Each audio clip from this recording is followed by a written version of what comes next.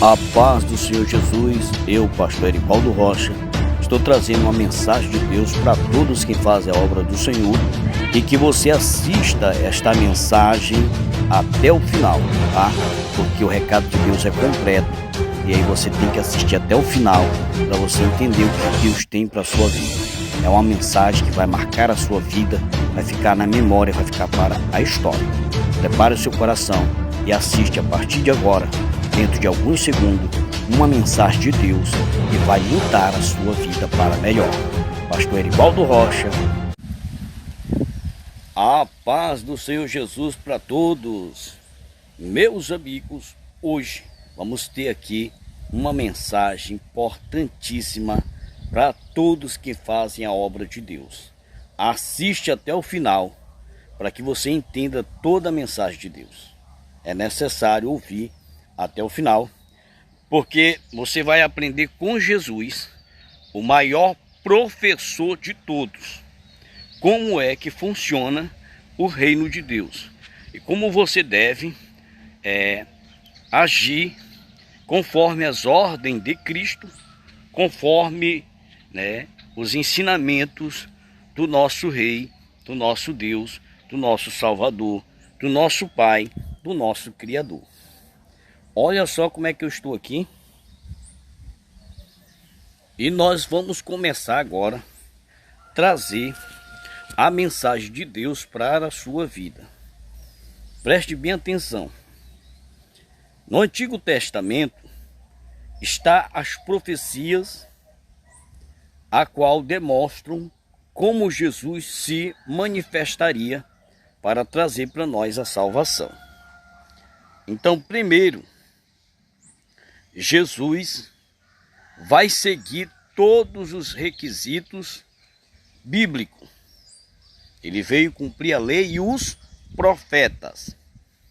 Então, quando Jesus ele nasce em Belém de Judá, você vai ver as profecias se cumprirem na vida de Jesus. Ou seja, você quer que as promessas de Deus cumpram na sua vida? Você quer que as profecias de tudo de bom que Deus outorgou para aqueles que crêem, para aqueles que praticam a sua palavra, cumprem sua vida? Então ouça todo esse ensinamento que será ensinado a partir de agora. Quando Jesus Cristo nasce, seus pais vão seguir as orientações celestial. O anjo diz para eles levar Jesus para o Egito. E assim José e Maria pegaram Jesus e foram para o Egito. Depois o anjo aparece para eles e diz para eles voltar. E eles voltam. E quando eles voltam, a Bíblia vai dizer que Jesus, com 8 dias de nascido, ele é apresentado no templo, porque a criança não é batizada, mas é apresentada ao sacerdote para cumprimento da lei de Deus. Então, criança não é batizada, criança é apresentada. E aí Jesus, depois de ser apresentado, a Bíblia diz em Lucas capítulo 2, versículo 52, que Jesus crescia em graça e sabedoria diante de Deus e dos homens. Observe bem, preste bem atenção. Os pais de Jesus, José e Maria, levam Jesus com 6 anos de idade para estudar na escola do Talmud, aonde os doutores da lei, os mestres, os rabinos, os fariseus eram professores. E ali ensinavam a palavra de Deus de Gênesis a Malaquias, o Antigo Testamento, que são 39 livros. Então a criança de 6 a 10 anos ia estudar ali os primeiros 5 livros da Bíblia. Gênesis, Êxodo, Levítico, Número e Deuteronômio. Nesses 5 livros, Aquela criança de 6 a 10 anos ia aprender, a qual os mestres, os doutores da lei, os rabinos, iam ensinar. Primeiro livro, o livro de Gênesis, como Deus criou os céus e a terra, como Deus criou o ser humano, como tudo aconteceu e como o pecado entrou no mundo. Eles iam explicar tudinho, quem eram os patriarcas, os sacerdotes, os profetas, a lei de Deus, que eram os 613 preceitos da lei, e o decálogo, que eram os 10 mandamentos. Então a criança de 6 a 10 anos estudaria os primeiros 5 livros da Bíblia: Gênesis, Êxodo, Levítico, Número e Deuteronômio, onde eles iam ver as manifestações de Deus, os feitos de Deus, o que Deus fez para com seu povo, as promessas de Deus, da terra que mana leite e mel para o seu povo. Ou seja, iam aprender tudo isso em 4 anos de estudo. 4 anos de estudo, de 6 a 10 anos. De 10 a 14 anos, eles iam aprender os livros históricos. Depois do 5º livro da Bíblia, inicia o 6º livro, que é o primeiro livro histórico, que é o livro de Josué. Aí vem o 2º livro, o livro de Juízes. Depois o livro de Ruth. Depois o livro de 1ª e 2ª Samuel. Depois o livro de 1ª e 2ª Reis. Depois o livro de 1ª e 2ª Crônica. O livro de Esdra. O livro de Neemias e o livro de Esté. Esses 12 livros são livros históricos, ou seja, que narra a história do povo de Israel, desde o Egito até a terra de Canaã, a terra que mana leite e mel. E depois eles iam aprender os livros poéticos, que depois do livro de Esté é o livro de Jó, Salmo, Provérbio, Eclesiastes e Cantares. 5 livros chamados livros históricos. Ou seja, os livros poéticos. Os livros históricos são 12. De Josué a Esté, 12 livros. Aí os livros poéticos, depois dos livros históricos, são chamados livros de cântico, de louvores, de melodias, de lírias. Então, nesses livros é ensinado que não é correto você chamar capítulo e versículo, mas número e verso.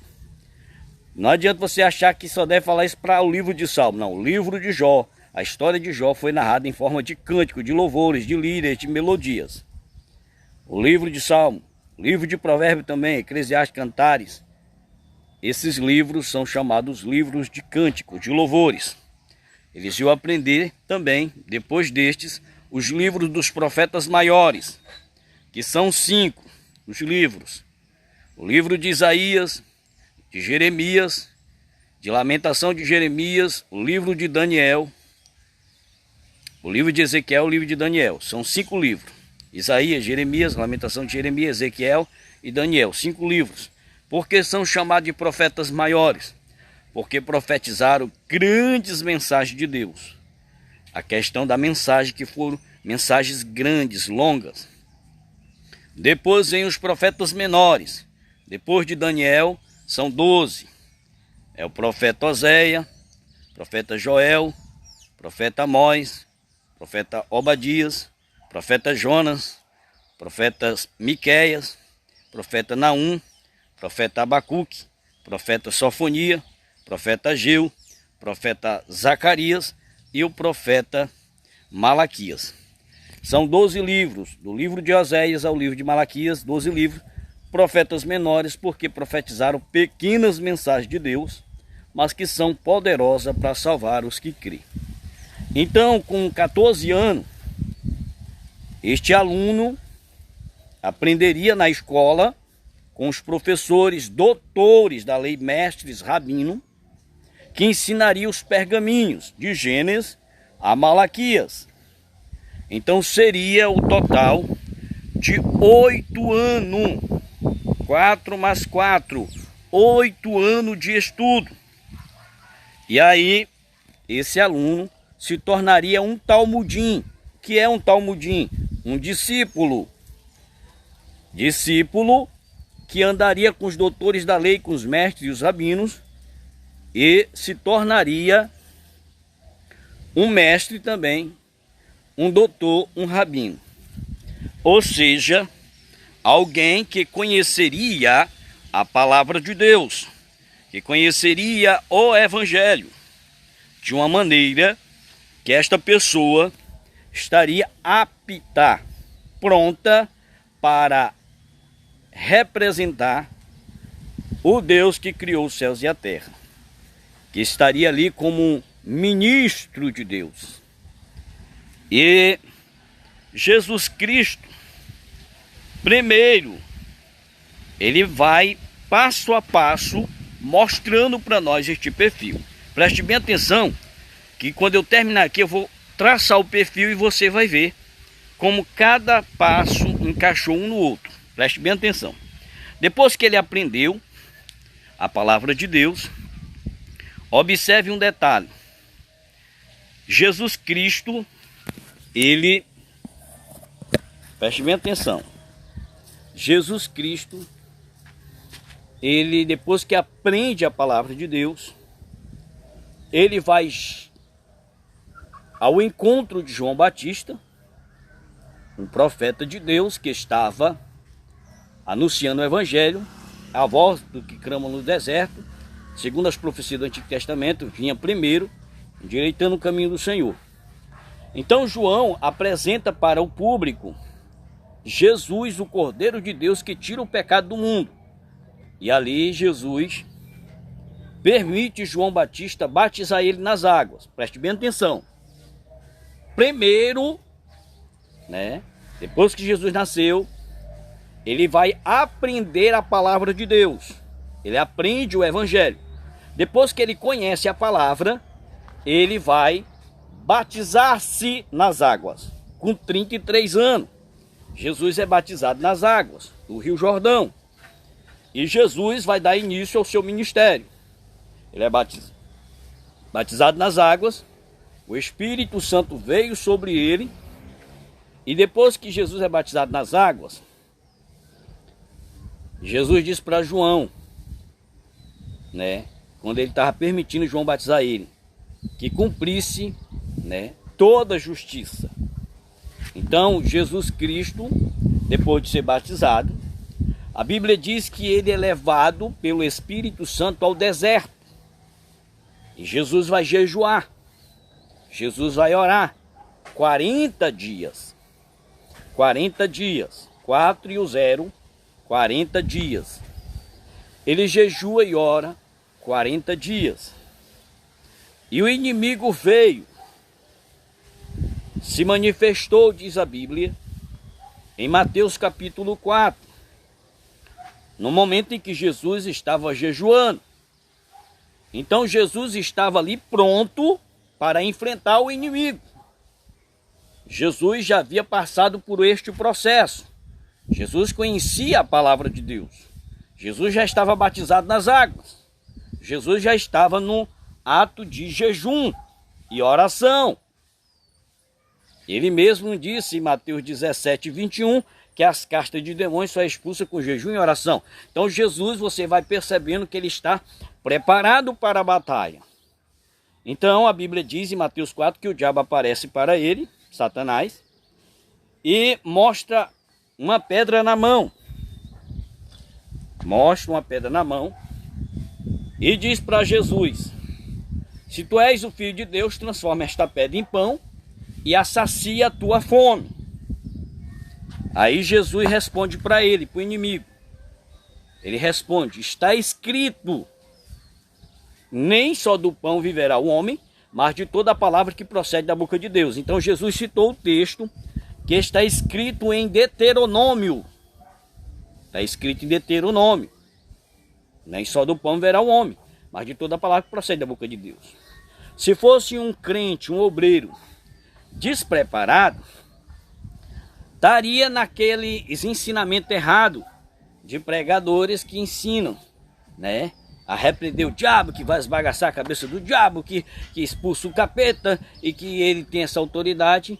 E na realidade não tem essa autoridade sem antes está neste perfil de Cristo, nessas atitudes de Cristo, a qual o Evangelho nos ensina, que é assim que tem que ser para você poder ter esta autoridade. Fosse outro pregador despreparado, ia dizer para o diabo voltar lá para o inferno, para o Hades, para o céu, né? Voltar para lá, que ele estava expulsando e tudo. Olha só a atitude de Jesus. Jesus disse assim para o inimigo: está escrito, nem só do pão viverá o homem, mas de toda a palavra que procede da boca de Deus. Jesus estava citando o texto de Deuteronômio. Observe bem, que depois Satanás, a Bíblia vai dizer em Mateus 4, que ele transporta Jesus para o pináculo do templo. E o diabo vai citar, Satanás vai citar, um versículo bíblico e vai dizer para Jesus: está escrito, se tu pular daqui, ele enviará anjo ao teu respeito, para que tu não tropece em pedras. Aqui que está um ponto importante, porque tem muita gente que pega algum ponto bíblico, interpreta errado e acha que está certo. Aí Jesus vai dizer para ele: também está escrito, não tentarás o Senhor teu Deus. Não tentarás o Senhor teu Deus. Ou seja, Jesus conhecia as Escrituras. E Jesus vai vencer a batalha de alguém que está usando as Escrituras para distorcer o Evangelho. Ou seja, o Evangelho original vai paralisar uma expressão do Evangelho utilizada de forma negativa, de forma maldosa. Por que maldosa? Se você está em cima de um pináculo e manda alguém pular desnecessariamente, com o intuito de dizer, tu não vai tropeçar em pedra. Por quê? Porque vai vir um anjo e vai te pegar para tu não tropeçar em pedra. Então Jesus está dizendo que isso é uma tentação. E que Deus ordena dizendo, não tentarás o Senhor teu Deus.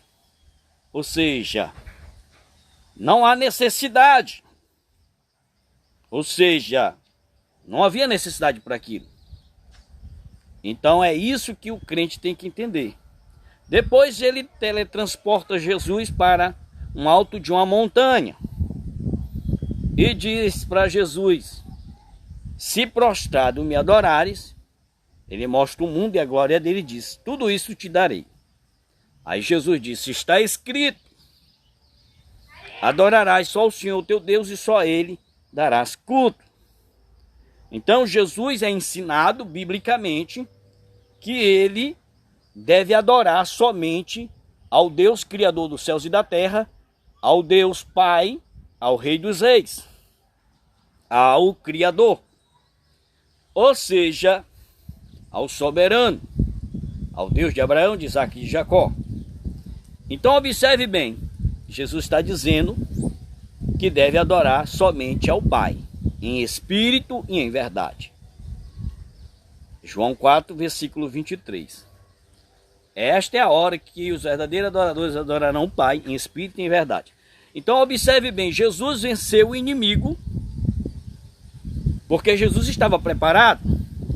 Jesus era uma pessoa estudada. Lucas capítulo 2, versículo 52. Ele cresceu em graça e sabedoria diante de Deus e dos homens. Ele estudou na escola do Talmud. Ele conhecia os papilos e os pergaminhos. Ele conhecia os 613 preceitos da lei, o decálogo, os 10 mandamentos. Jesus veio cumprir a lei e os profetas e os cristãos. A igreja veio com esse propósito, cumprir a lei e os profetas. Cumprir a palavra de Deus. Preste bem atenção nisso. Cumprir a palavra de Deus. Então Jesus venceu o inimigo. Depois daí, depois que Jesus conclui os 40 dias de jejum e oração, depois que Jesus vence o inimigo, Jesus demonstra que está pronto para fazer a obra. Pronto para fazer a vontade de Deus, dentro dos padrões bíblicos.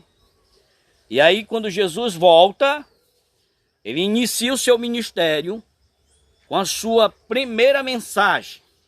Qual foi a primeira mensagem de Jesus? Mateus capítulo 4, versículo 17. Jesus começa pregando dizendo: arrependei-vos, porque está próximo o reino dos céus.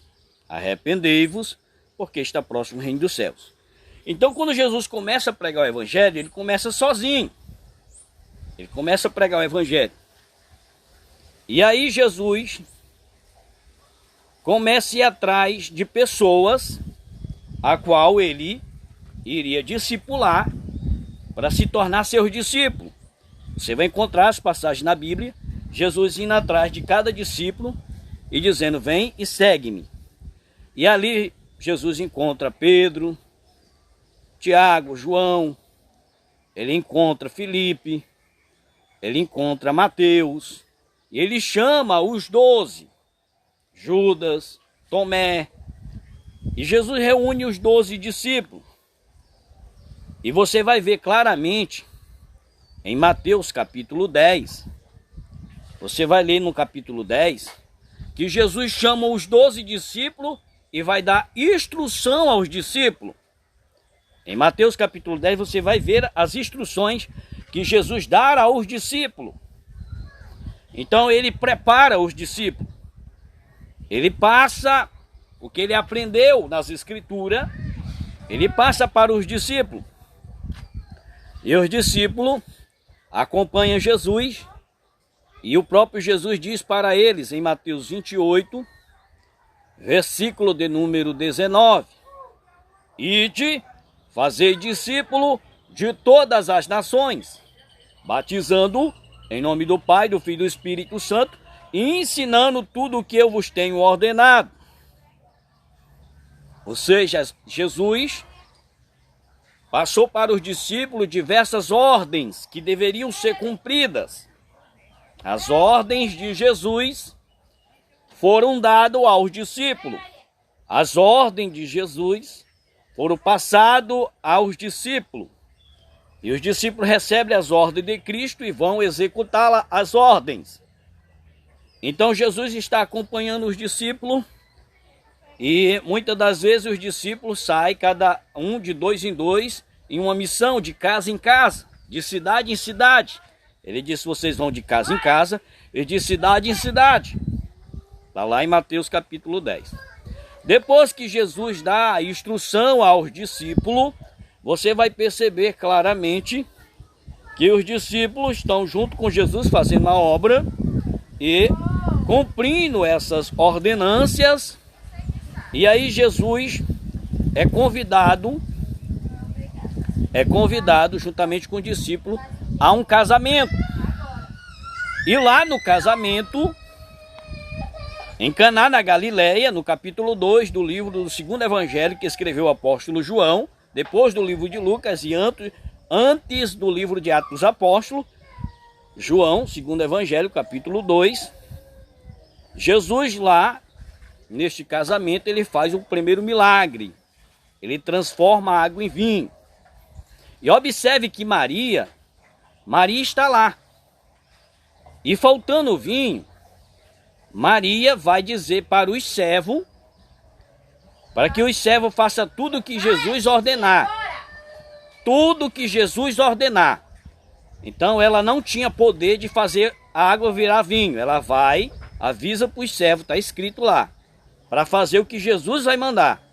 Então ela vai até Jesus e diz que o vinho acabou. Então Jesus vem e diz para os servos: pegai as talhas, são 6 talhas. Talha é igual um pote.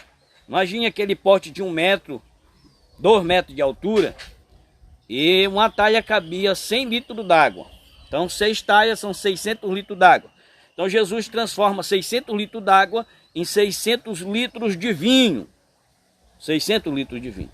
Jesus chega e diz para o servo: pegai as talhas e encheia de água. E os servos pegaram as talhas e encheram de água. E aí Jesus manda pegar e levar para o mestre-sala, para experimentar. Quando o mestre-sala experimenta, ele diz que o melhor vinho ficou para aquela hora. Ou seja, Jesus fez o melhor vinho. Então ali Jesus iniciou o seu primeiro milagre. E a sua fama espalhou por toda a cidade, toda a circunvizinhança. Ou seja, daí em diante, Jesus começou a ensinar o que? O reino dos céus. Jesus trazia uma mensagem bíblica. Transmitia para o povo a mensagem do reino dos céus. Jesus usou uma mensagem chamada de linguagem alegórica, parábola, alegoria, parábola, símbolos, comparações. Que no grego, parábola, que é chamado parabole. Uma comparação de algo terreno com algo celestial. Então Jesus pregou a maioria das suas mensagens em parábolas, comparações. E também Jesus vai ensinar o reino dos céus com diversas mensagens, como ele disse, o reino dos céus é semelhante às 10 virgens. O reino dos céus é semelhante ao semeador que saiu a semear uma semente na beira de caminhos, uma semente no meio de espinheiro, uma semente no meio de pedregais, uma semente em terra boa. Ele pregou também sobre o reino dos céus semelhante ao trigo e o joio. E Jesus vai trazer diversas mensagens, o Sermão do Monte, a qual ele diz, bem-aventurados os humildes de espírito, porque dele é o reino do céu. Bem-aventurados os que choram, porque serão consolados. Bem-aventurados os mansos, porque herdarão a terra. Bem-aventurados os que têm fome de sede de justiça, porque serão fartos. Bem-aventurados os misericordiosos, porque herdarão misericórdia. Bem-aventurados os puros de coração, porque verão a Deus. Bem-aventurados os pacificadores, porque serão chamados filhos de Deus. Bem-aventurados sois vós, por minha causa vos injuriados, vos perseguirem, mentindo, trazer todo o mal sobre vós. Alegrai-vos e regozijai, porque grande é o vosso galardão no reino dos céus, porque assim perseguiram os profetas que veio antes de vós. Então Jesus trouxe diversos ensinamentos sobre o reino dos céus e ensinou os discípulos, preparou os discípulos, e Jesus cumpre a sua missão. E ele disse que convinha que ele fosse para que o Consolador, o outro Consolador, viesse. João 16, versículo 7. E ele diz que o outro vinha com 3 propósitos. João 16, versículo 8. Ele vos convencerá do pecado, da justiça e do juízo. Versículo 13. Ele vos guiará em toda a verdade. Não falará de si mesmo, mas tudo que tiver ouvido vos há de anunciar. Então o Espírito Santo veio sobre os discípulos no dia de Pentecostes. Aí daí para frente os discípulos fizeram uma excelente obra para Deus. Você vê que os discípulos não fizeram besteira, porque o Espírito Santo estava sobre eles. Eles estavam preparados. Os discípulos também passaram pelo mesmo processo de Jesus. Eles foram discipulados. Eles foram batizados nas águas. Eles foram ensinados.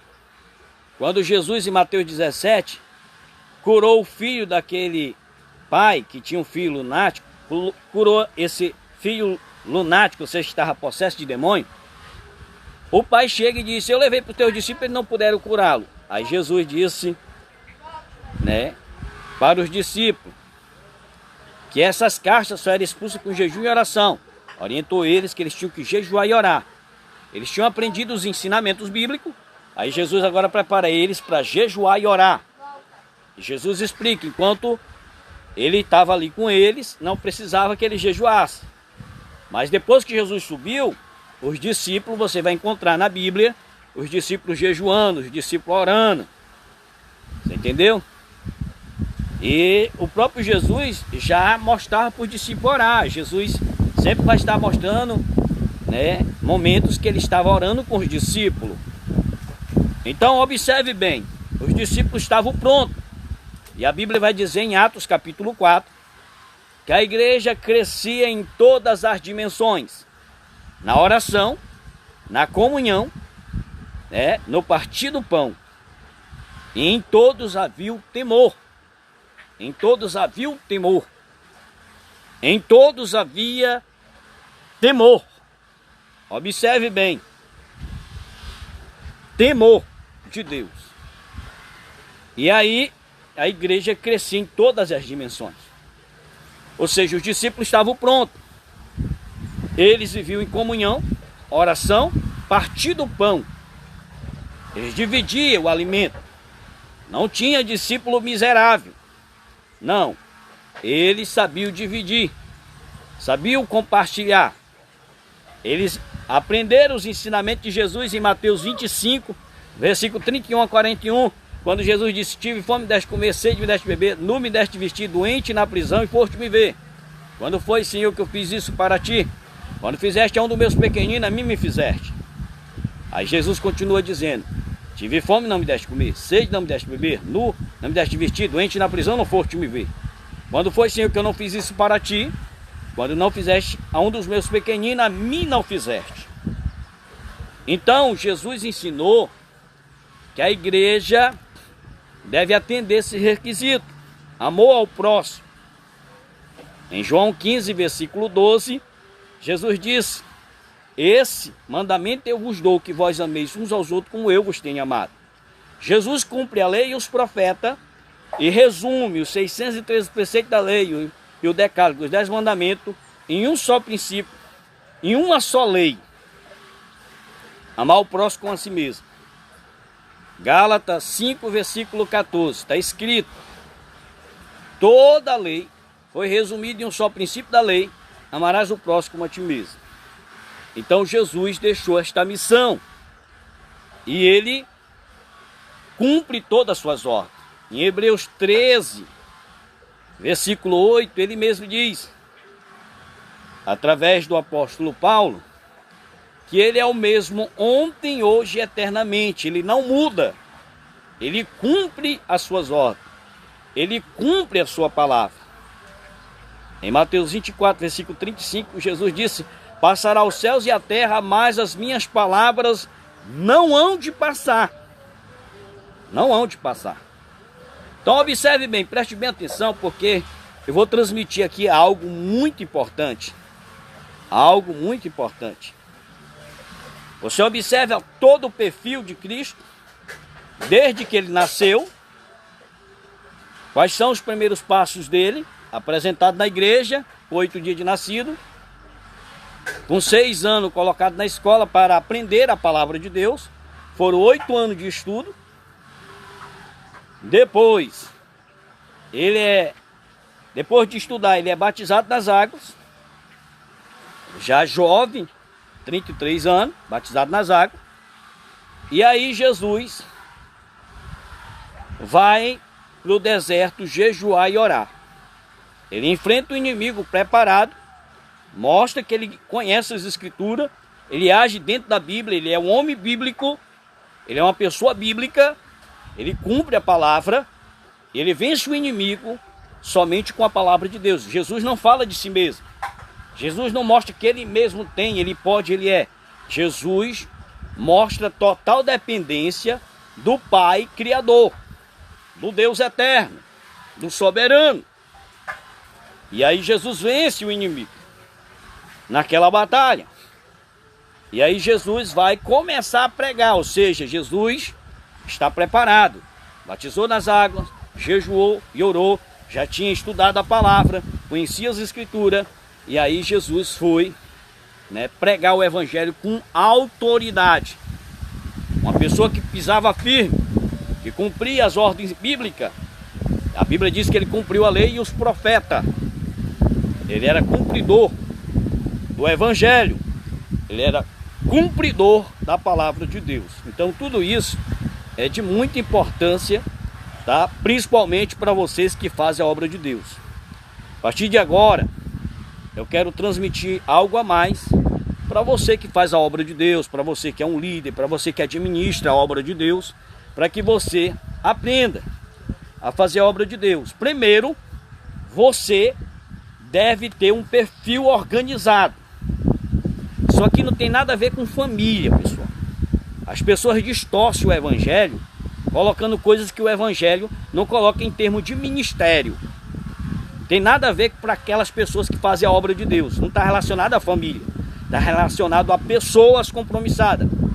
Jesus não tinha negócio de esposa, família. O apóstolo, o profeta João Batista não tinha. O profeta Elias também não. O apóstolo Paulo também não. em termos de ministério, entenda isso, sobre obra de Deus, ministério. E os discípulos, nenhum é citado, nem filho, nem esposo. Não é citado de nenhum. É somente os discípulos. Jesus estão fazendo a obra. É questão pessoal. A obra de Deus é feita através de pessoas compromissadas com o Evangelho. Você não pode qualificar uma pessoa só se ele tiver outras demandas, que as pessoas usam alguns tópicos bíblicos para tentar aplicar e impedir pessoas que têm compromisso com Deus e que são barradas, proibidas de assumir lideranças, campos, por motivo de não ter esses outros requisitos que o ser humano criou na terra. Mas pessoas que são compromissadas com Deus fazem a obra de Deus conforme as Escrituras ensinam. Então não vai ser por família, por cidade, por estado, por país. Vai ser um por um. Cada um segundo as suas obras que Deus vai julgar. Tanto os que não fizeram a obra de Deus, como os que fizeram. Apocalipse 20, versículo 12. Deus vai julgar cada um segundo as suas obras. Cada um. Você vai prestar conta das suas obras. Você não vai prestar conta das obras do seu pai, da sua mãe, dos seus irmãos, da sua esposa, dos seus filhos. Não, você vai prestar conta das suas obras. Apocalipse 20, versículo 12. Você que rejeita, você que não quer, você que não quis de jeito nenhum, só fez obras ruins. Aí não quis o perdão de Deus, não quis a reconciliação, a aliança. Para esses que não quiseram. Os que quiseram, Apocalipse 22, versículo 12. Deus vai dar o galardão a cada um segundo as suas obras. Aqui já vai ser o momento que Deus vai presentear, Deus vai honrar as pessoas que aceitaram Jesus como Salvador, que fizeram aliança, que praticaram a palavra de Deus, que fizeram a vontade de Deus. Para essas pessoas que estavam fazendo a obra de Deus, vão receber presentes, honras, privilégios, dádivas, galardões, ou seja, são honrarias. E a Bíblia tem diversos textos provando quais são os tipos de honra que Deus vai dar para esses que assim procedem, que fazem a obra de Deus. Então você mesmo deve se administrar, né? Você não pode avaliar uma pessoa, por exemplo, Moisés. Ele casou com a filha de Jetro, um sacerdote, teve 2 filhos com ela. E aí ela não quis cumprir a palavra de Deus, porque Deus mandou circuncidar os 2 filhos, ela não quis.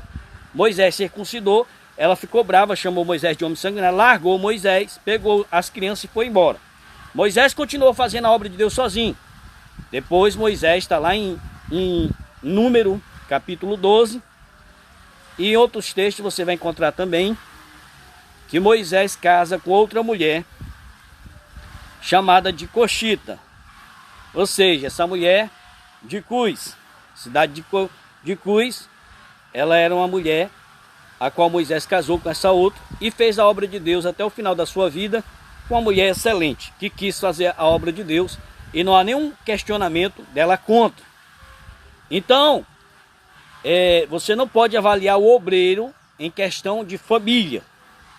Então, se você é um obreiro que está fazendo a obra de Deus, que está praticando a palavra de Deus de forma correta, então você é avaliado pelo seu compromisso com a palavra de Deus. Então é isso que é avaliado diante das Escrituras. É você seguir as orientações bíblicas e não a orientação humana. O apóstolo Pedro dizia, melhor obedecer a Deus do que os homens. Então isso é importante você entender, porque haverá uma prestação de conta. Quantas pessoas pararam de fazer a obra de Deus porque foram impedidas com situações, argumentos e com líderes que avaliaram de forma errada, fora da Bíblia, e acabaram se comprometendo diante de Deus. Então, o que vale é a sua honestidade, a sua seriedade, a sua aliança com Deus e o seu compromisso com o Senhor. E Deus vai agir e vai te dar o melhor desta terra e ainda vida eterna. O melhor desta terra e ainda a vida eterna. Então, Jesus disse em João 15:7, se permanecer em mim na minha palavra, o que pedir será feito. Salmo 24, verso 1, do Senhor é a terra e tudo que nela há. Então tudo pertence a Jesus. Mateus 28:18, Jesus diz, foi-me dado todo o poder nos céus e na terra.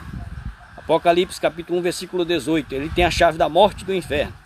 Apocalipse capítulo 1, versículo 8, ele é o alfa, o ômega, o princípio e o fim, aquele que é, que era e que há de vir, o Todo-Poderoso. Jesus Cristo é o Todo-Poderoso. Então observe isso. Então você que faz a obra de Deus, você mesmo tem que se organizar, você. É você que tem que se organizar. Você está entendendo? É você. Você que tem que ter seu compromisso com Deus. Organizar em todos os bons sentidos. Observe bem. Você que é um líder, você tem que saber administrar.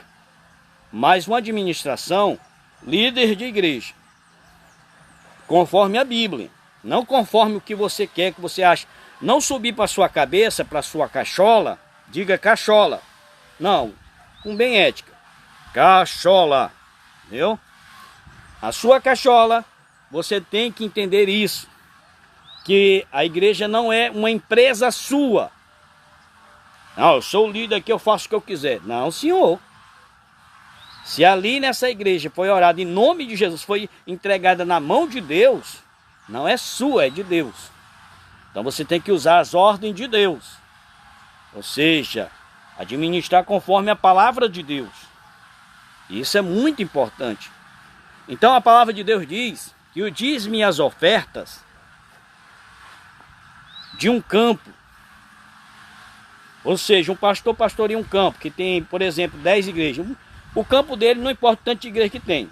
O campo dele, tudo que rende o dízimo e as ofertas, ele tem que tirar de tudo que rendeu, dízimos e ofertas, 25% para manter o pastor, o sacerdote, para manter na realidade os pastores.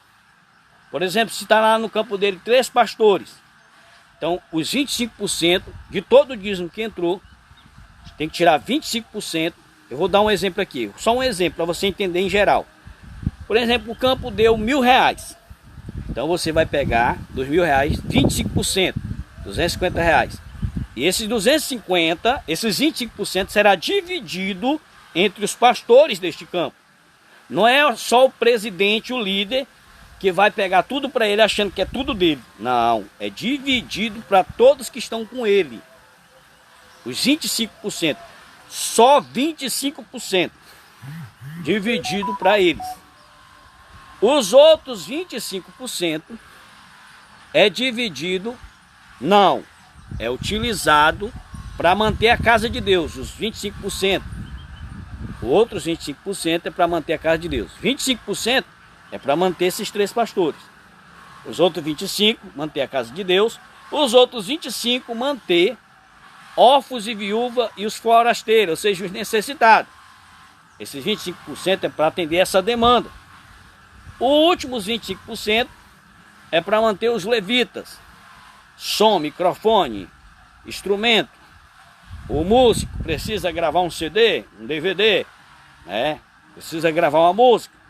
Ou você mesmo lá como pastor, fazer lá uma gravadora. E assim por diante. Então tem que ser aplicado nisso. Não pode você pegar os 25% dos cantores e aplicar em outro lugar. Pegar os 25% dos órfãos e viúva e aplicar em outro lugar. Pegar os 25% da parte dos outros pastores e aplicar em outro lugar. Você vai estar pecando com P maiúsculo. E você vai prestar conta com Deus. Não adianta você pegar um versículo bíblico e achar assim. A Bíblia diz que o que nós ligar nos céus e na terra tá ligado e nós fazemos o que nós quisermos, o que der na teia. Nós podemos mudar isso aí da Bíblia, fazer do nosso jeito. Você vai estar pecando. O que está ordenado, você não pode desordenar. Lê o texto direitinho. Em outros ensinamentos eu vou explicar isso para você saber entender os textos. Lá em Atos, capítulo 8, quando o apóstolo Filipe vai ensinar o eunuco de Candace, rainha dos etíopes, você vai ver que Filipe perguntou, tu entende o que tu lê? Ele disse, como eu vou entender se não tem quem me explique? Então, expressar o texto é uma coisa, e explicar o que o texto está tentando dizer é outra coisa. Então, quem sabe explicar, explica. Quem sabe só se expressar, só expressa. Mas não vai colocar a sua opinião, achar o que tu acha, o que der na tempo, porque tu vai prestar conta. Jesus disse, está escrito, que vai ser julgado segundo as tuas palavras. Então tudo que tu fala, tu vai ser julgado. Diante de Deus, não é diante dos homens. Diante de Deus. Então você tem que saber o que está falando. Então observe bem, preste bem atenção. Em termos de administração do reino de Deus, você tem que usar o dízimo e as ofertas e cumprir essa demanda. Se você pega tudinho e come tudinho e faz o que você acha que deve fazer e não cumpre as ordens bíblicas, você está com débito com Deus e você vai prestar conta com Deus. É sério, isso não é brincadeira não. Não é brincadeira não. A Bíblia diz lá em Malaquias que Deus chegou ao ponto de amaldiçoar a nação toda. Por quê? Porque roubaram no dízimo e nas ofertas. Está lá em Malaquias, querido. Então, se você está sendo ensinado, orientado, você pede perdão para Deus e passa a fazer o certo. Para de ser goloso, de olho grande, do poder subir para a cabeça, você desequilibrar. E aí você faz o que der na teia e não vê o seu futuro diante de Deus. A eternidade. Preste bem atenção. A eternidade. Não, vou falar com classe. A eternidade. Entendeu? Preste bem atenção. A Bíblia diz, foste fiel no pouco, no muito te coloca a lei. Tu está sendo fiel no pouco, Deus não vai te colocar no muito não. Tu está sendo fiel no pouco, no muito Deus vai te colocar. No muito. Eu estou falando muito, irmão. Não vai pensar que esse pouquinho aí é um montão. Tu está delirando. Está com meninice. Deus está falando muito. M maiúsculo. Então preste bem atenção. Então, em termos de administração, você tem que administrar a igreja conforme as ordens bíblicas, que a Bíblia pede. Entendeu? Em termos de santa ceia, você tem que fazer a ceia conforme a Bíblia, conforme as ordens bíblicas. Batismo nas águas, apresentação de criança e batismo nas águas são diferentes. Você não pode confundir isso. Tem que agir conforme a Bíblia, que está escrito. Não adianta você, o líder criou essa ideia aqui. Se você seguir a ideia dele, não é uma ideia bíblica, você mesmo está se comprometendo. Então o próprio Jesus disse em Apocalipse capítulo 1, versículo 3. Bem-aventurado o que lê e o que ouve as palavras desta profecia. Então você tem que ler a Bíblia, você tem que ouvir a palavra de Deus, para que ninguém te engane. Você está entendendo? Então tem que ter missão de ouvir e de ler, para você aprender. Então tudo isso é importante Então um administrador tem que saber administrar. Por quê? Vou falar aqui de uma forma para você entender. Às vezes tem uma pessoa que ela ganha um salário mínimo. Então ela dona comprar uma geladeira, um fogão, uma bicicleta, compra uma TV, compra um monte de coisa. E os 1.500 que ela recebe do salário, hoje eu acho que o salário deve estar 1.600 e pouco. Então desse dinheiro, não dá dela pagar nem as parcelas direito do tanto de coisa que comprou. Aí deve para um, deve para outro. No outro mês ficou todo enrolado, tudo embaralhado, tudo uma salada de fruta, uma mistura que você olha no copo e diz assim, rapaz, que fruta é que tem aqui dentro? Aí a pessoa que fez vai dizer, isso. Aí você vê alguns pedacinhos, eu conheço esse pedaço aqui, esse outro, mas tem outras lá que você nem adivinha e arrocha para dentro. Nhame, nhame, nhame.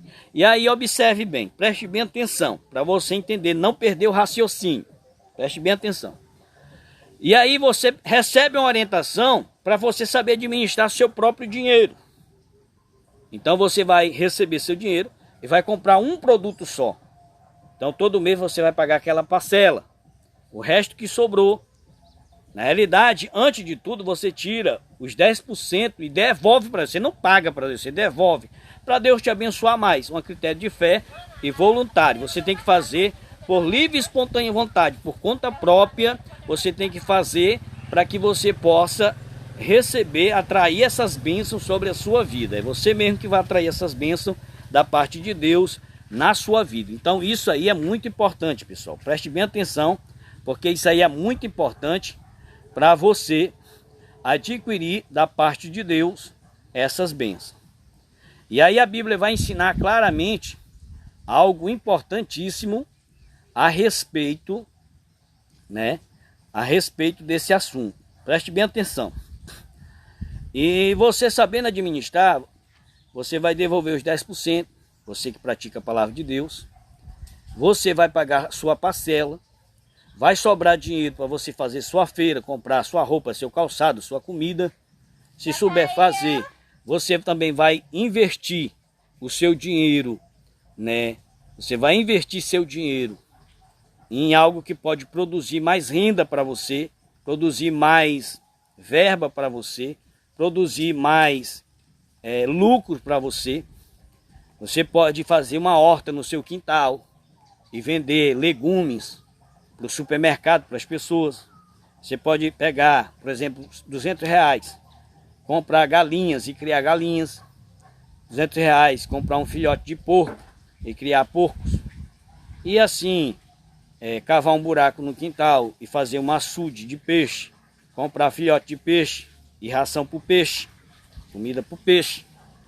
E aí você pode fazer bolo, vender bolo. Você pode fazer chopp, vender chopp. Cocada, pode comprar com R$200 4, 5 sacas de calvão e botar uma placa, vende-se calvão, fazer sacola de calvão e vender a R$10, a 5, não sei o preço. E aí você vai ter outros tipos de renda, significando que você sabe administrar a sua vida. Preste bem atenção. Você está em posição de abençoar a sua vida. E aí a Bíblia diz o seguinte, que você aprende a administrar a sua vida financeira, aprende a administrar aquilo que você está liderando. Então quem está contigo vai seguir a tua administração. Então se você é uma pessoa que teme a Deus, que pratica a palavra de Deus, que administra conforme a palavra de Deus, e as pessoas que seguir a tua administração, vai receber da parte de Deus as bênçãos. Vai receber as bênçãos. Vai receber as bênçãos de Deus. Preste bem atenção. Isso é fundamental. Deixa eu falar mais algo aqui importante para você. Isso se aplica em todos os sentidos. Você dirige uma obra de Deus. Aí você faz os cultos, você programa o culto. Aí um amigo pediu, aí desmonta aquela programação. Então você está quebrando os seus princípios de organização. Então como é que se faz? Todo mês tem a rotina. Dentro da empresa, todo dia tem uma rotina de trabalho. E os funcionários já sabem a rotina da área dele. Então cada um sabe a sua área. Cada um sabe a sua rotina. Então observe bem. Você vai fazer o quê? A rotina do mês. Você atende os amigos. Então você vai conversar com os amigos. Olha, durante o mês, esses dias aqui nós não tem programação nenhuma. Se precisar convidar a gente, convida a gente nessa data aqui que nós estamos vazios. Nessas outras datas durante o mês, nós temos uma programação. Se você quer que nós vamos nestas datas aqui, então mande o convite, né? Um mês antes. Porque quando eu for fazer a programação do mês, esse convite eu já encaixo no dia tal e todo mundo vai estar, né, qualificado para isso, para atender essa demanda. Então vai haver o quê? Uma boa administração, um bom governo de alguém que sabe administrar. Entendeu? Se você não fizer isso, você mesmo vai demonstrar para o público que você não sabe administrar, que você se atrapalha, Você marca uma coisa e você mesmo desmarca e você fica todo desorientado, não sabe para onde ir. Então isso aqui não é feio você aprender. Feio é você ficar fazendo errado sempre. Então preste bem atenção. Olha a posição de bênção. Estou ministrando bênção sobre a sua vida. Então observe bem que tudo isso é para as bênçãos de Deus fluir na sua vida. Ter uma organização. Se você ser organizado, uma pessoa de compromisso, que cumpre a palavra, cumpre o evangelho, cumpre a vontade de Deus, cumpre as ordens de Deus, então as bênçãos serão outorgadas na sua vida. As bênçãos serão de Deus real na sua história. Então tudo isso é para que você melhore, para que você desenvolva, para que você cresça, para que você amadureça. Então, segue o perfil de Jesus. Quando Jesus disse lá em João 4, convém eu passar em Samaria, Jesus foi lá em Samaria, filho. Nem não foi para Jericó de jeito nenhum. Na hora que ele disse, convém eu passar em Samaria, ele foi para Samaria. Ele não foi para Nazaré, para Cafarnaum, para Jerusalém, não foi para Belém de Judá. Ele disse, convém passar em Samaria. Ele passou em Samaria, o que aconteceu? Por ele cumprir os compromissos, diz a Bíblia que toda Samaria se converteu. Toda. Porque ele era um homem de compromisso. Ele era um bom administrador. Administrava corretamente. Olha o sinal da bênção. Viu? Bênção na sua vida. Agir correto. Tudo isso aqui sirva para você que faz a obra de Deus, para você que tem temor. Filipenses 1:15. Uns vão fazer de boa mente, outros de má mente. Importa que o evangelho seja pregado. Ou seja, muitos vão fazer certo, muitos vão fazer errado. Nós não vamos poder mudar todo mundo.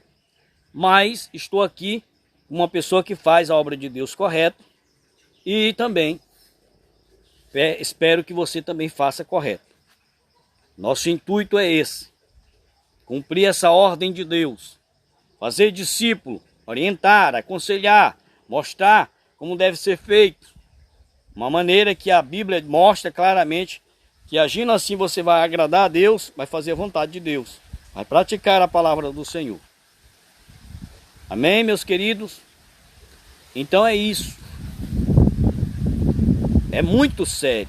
Haverá uma prestação de conta com Deus. E não adianta você achar aí que está tudo legalzinho, que não está não. Você precisa organizar-se. Se você está seguindo essa organização de Deus, continue. Cresça mais, avance mais. Se não está, querido. Se não está, querida. Se organize. Então, as bênçãos de Deus vai fluir na sua vida. É você e Deus. Você se atribula tanto com a vida dos outros e você quer que os outros façam o que você quer. Não, quem convence é o Espírito Santo do pecado, da justiça e do juízo. Amém?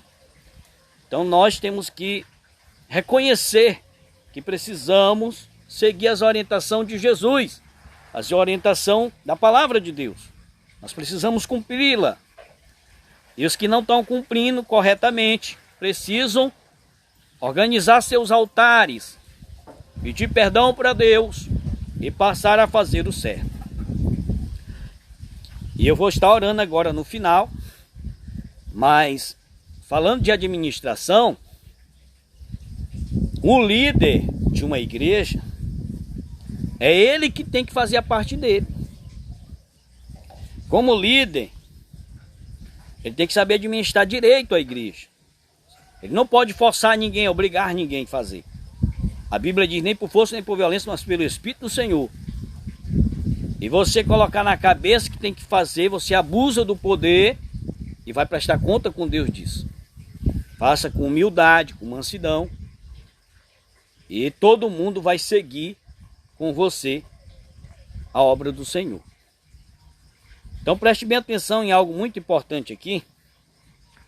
É sobre administração que você tem que fazer no reino de Deus a respeito desses assuntos aqui tudo. Algo muito importante. Por exemplo, você é um líder da igreja e aí você vai colocar tudo em ordem, tudo organizado conforme a Bíblia, o Evangelho. Então, como líder, você vai ver os obreiros, os conjuntos, ciclo de oração, membros e congregados. Então você vai visitar todas as suas ovelhas, casa por casa, saber onde é que mora cada uma, onde estão as ovelhas. Aí o que é que acontece? Saber quem está empregado e quem não está empregado. E aí o que é que você vai fazer? Você como líder, é obrigação sua sim. Não venha dizer que não é porque é, isso é bíblico. Você vai fazer um currículo, vai ajudar esse pai de família a arrumar um emprego. Vai lá com o dono da empresa, com o gerente, vai falar com várias empresas do local e vai ajudar a arrumar um emprego para essa pessoa. Você conseguindo empregar essa pessoa vai devolver o dízimo, a oferta, vai ajudar em muitas coisas no reino de Deus. Então tudo isso é para o crescimento da obra.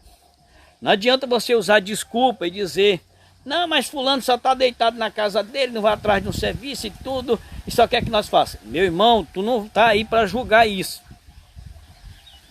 Você tem que cumprir a Bíblia. É a sua ovelha, você vai ajudar. Então você vai ter que fazer primeiro. Aí depois que você fizer, e você analisar que esta pessoa não está se interessando, você arrumou um emprego para ela, mas ela não valorizou o emprego, você arrumou mais outro. Jesus falou de 7 mergulhos, ou seja, o profeta Eliseu. 7 mergulhos, houve a cura. Jesus falou, não só 7, mas 70 vezes 7. Então, várias vezes vai ajudando, até o momento de Deus agir, né? Então, qual é a forma que você vai fazer? Vai orar, vai jejuar, vai pedir para Deus, Deus vai agir no negócio, meu irmão. É assim que funciona. Mas você tem que fazer. Não adianta arrumar desculpa, não, faça. Tu fez? Fiz. Aí sim. Aí sim. Aí sim. Você vai tomar umas decisões cabíveis. Só, já ajudei essa pessoa já há 2 anos. Vamos usar um termo bíblico. 1 ano. 1 ano de ajuda. Dentro desse ano, arrumei 2, 3 empregos, essa pessoa não valorizou. Levei várias ajudas e essa pessoa não levou a sério. Então, 1 ano. Porque Jesus disse lá, naquela figueira que estava no meio da vinha, o aticultor, né, o agricultor lá daquela vinha disse, Senhor, deixa mais 1 ano, vamos adubar, vamos regar, vamos cuidar. Se não produzir fruto, aí a gente arranca. 1 ano. Ou seja, mas dentro do certo, irmão. Não é com a tua hipocrisia de mentira e de engano. Dentro do certo. Tá? Isso aqui é para expulsar esse demônio que opera na sua vida de forma terrível. Se você está contra o Evangelho, contra a palavra de Deus, contra a administração das ordens bíblicas, aí você vai estar setado pelo maligno. Agora você está de comum acordo, fazer conforme o que a Bíblia ensina, aí você vai estar nota 100, nota 1000, a nota máxima que tiver. Viu? Estou falando sério, na direção de Deus. Faça o correto. Amém, meus amores? Jesus te ama. Não zanga comigo, não. Eu oro por você. Eu oro por você. De coração. O que eu peço de bênção para mim, eu peço para você, amor. É verdade. Estou falando porque o crente tem que se alegrar, irmão. O crente tem que ser feliz. Jesus disse, no mundo tereis aflição, mas tem ânimo. João 16, 33. João capítulo 16, 33. Tem bom ânimo, eu venci o mundo. Jesus venceu. Jesus manda em tudo. no sol, na lua, no fogo, no vento, na água, na morte, manda em tudo. Ele manda na vida. Jesus, tem bom ânimo. Ele diz, te alegre, regozije, porque assim perseguiram os profetas que vêm de vós, para tu te alegrar. O princípio que rege o reino de Deus é Romanos 14, versículo 17. O reino de Deus não é comida nem bebida, mas justiça, paz e alegria no Espírito Santo. A alegria, o reino de Deus tem alegria. A Bíblia diz em Lucas capítulo 15 que os anjos de Deus se alegram quando o pecador se arrepende de seus pecados. O salmista no Salmo 122 diz, alegrei-me quando disseram, vamos na casa do Senhor. O primeiro fruto do Espírito Santo é amor, o segundo é alegria, o terceiro é a paz. Frutos, obras, prática, Deus é alegre. Você pensa que Deus é fechado? Não, Deus é juiz, é fogo consumidor, é labareda. Aí eles botam só um lado de coisas corretas que Deus faz e quer insinuar que é só aquele pedaço. Aí esqueceu o outro lado. Deus é alegria, Deus é paz, Deus é amor. Deus é alegria, Deus é amor, Deus é alegria, Deus é amor. Ei, meus amores, Deus é feliz, irmão. A Bíblia diz em Hebreus que Jesus foi ungido, né, com azeite da alegria, o óleo da alegria. Lá no céu tem o óleo da alegria.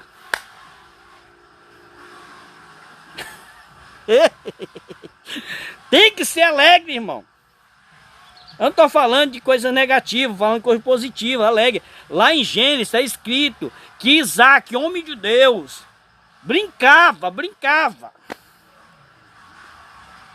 Uma brincadeira sadia. Não é essas brincadeiras de desrespeito, de descaso, não. Brincadeira sadia, sorriso. Sabe por que dá câncer nas pessoas? Câncer, coisa séria. Porque a pessoa é fechada, deprimida, depressiva. Aí a célula morta, diz a ciência, consegue vencer a célula viva. E por isso gera o câncer. A ciência descobriu que se os médicos entram na sala das pessoas cancerosas com o narizinho de palhaço fazendo gracinha, se ela sorrir, há uma possibilidade da célula viva começar a vencer a célula morta. E essa pessoa vencer o câncer. Muitas pessoas venceram porque se reanimaram. Tiveram as convicções, a esperança de volta de que vai vencer e que Deus vai agir. Tem que se alegrar. Ai, irmão, porque estão falando de mim, eu vou chorar, passar a noite depois. Irmão, dê um sorriso. Não dê ligança para nada negativo. Filipenses 4:8, tudo que é verdadeiro, tudo que é amável, tudo que é puro, tudo que é santo. Se louvou nisso pensai. Pensar positivo, declarar palavras de bênção, de vitória na sua vida. Eu ministro vitória, paz, alegria, amor, tudo de bom, tudo de bênção de Deus na sua vida. Tudo de bênção de Deus na sua vida. Quando o crente é abençoado por Deus, a bênção está de contínuo, conectada na sua vida. Em nome de Jesus Cristo. Então entenda isso. Entenda. Compreenda. Você tem que ser alegre. Tem que ser essa pessoa fechada. Ah, Deus é um fogo consumidor, é labareda. Irmão, não mistura as coisas. O crente tem que entender, eu sou ser humano. A sua vida, a sua carne aqui na terra é pecaminosa. No arrebatamento, Deus vai transformar o mortal no imortal. O corruptível no incorruptível. Então, todo santo dia, aqui na terra, todo dia, você tem que orar, tem que louvar, tem que adorar, praticar a palavra de Deus, todo dia, 24 horas, com os pés firmes na palavra de Deus. Salmo 119, versículo 133, afirma ao Senhor meus pés na tua palavra, para eu não pecar contra ti. Você tem que estar firme todo dia. É como se almoçar, jantar, dormir, é como tomar banho, pentear o cabelo, escovar os dentes. Todo dia é algo que faz parte da sua vida. Você está conectado com Deus. Conectado com a palavra. Conectado com Deus. Você está entendendo, irmão? Você está compreendendo? É isso, meus amores. É isso, meus amores. É isso. Jesus te ama. Jesus quer tudo isso para você. Bênção. Bênção de Deus. Então é isso, meus irmãos, tá bom? É isso que Deus quer para a sua vida. Deus tem bênção para a sua vida. Declare. Não dê ouvido às coisas negativas. Declare as bênçãos de Deus. Nenhuma maldição, nenhum mal vai te atingir. Tu é filho de Deus. O Espírito de Deus está em você. A palavra de Deus está em você. O nome de Deus está contigo. Os anjos de Deus foram enviados para guardar a sua vida. Salmo 34, verso 7. O anjo do Senhor acampa ao redor dos que o temem e os livra. Salmo 91, versículo 11. Porque ele dará ordem aos seus anjos para que te guardem todos os teus caminhos.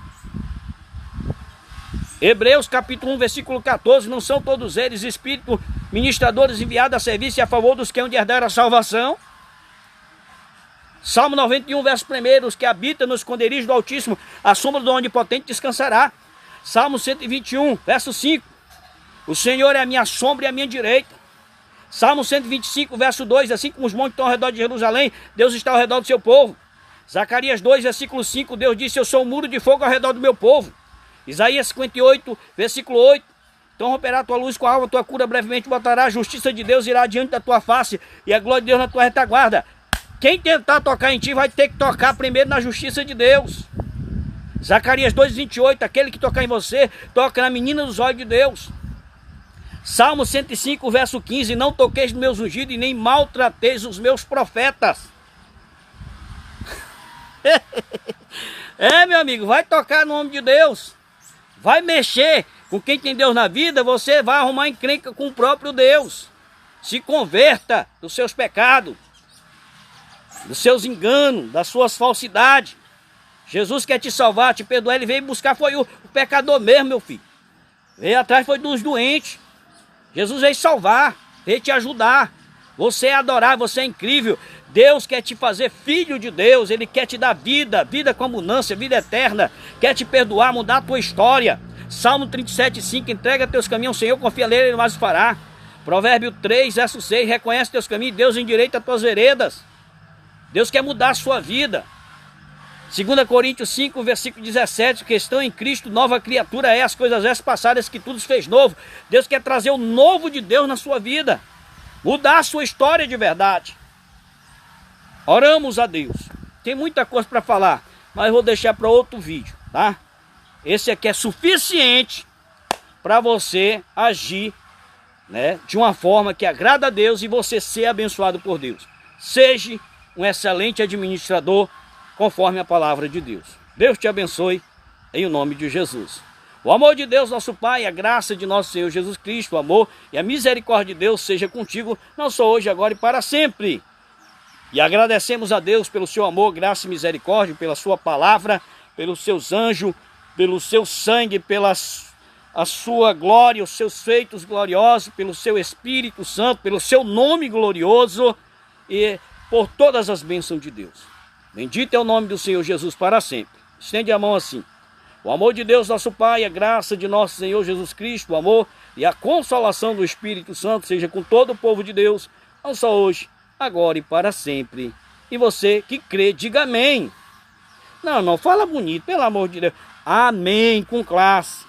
Amém. Paz do Senhor para todos.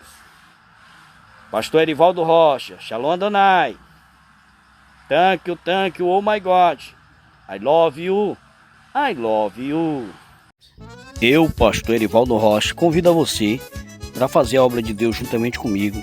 Compartilhar esse vídeo aí nas suas plataformas, nos seus canais. E convidar os parentes, os amigos para ouvir esta mensagem da parte de Deus. E que as bênçãos do Senhor sejam mais e mais sobre a sua vida, como está escrito em Efésios capítulo 1, versículo 3. Bendito Deus e Pai de nosso Senhor Jesus Cristo, ao qual nos abençoou com todas as bênçãos celestiais em Cristo Jesus nosso Senhor. Desejo que as bênçãos de Deus sejam mais e mais sobre a sua vida e vamos fazer a obra de Deus. Vamos utilizar a maneira que Deus nos deu para transformar.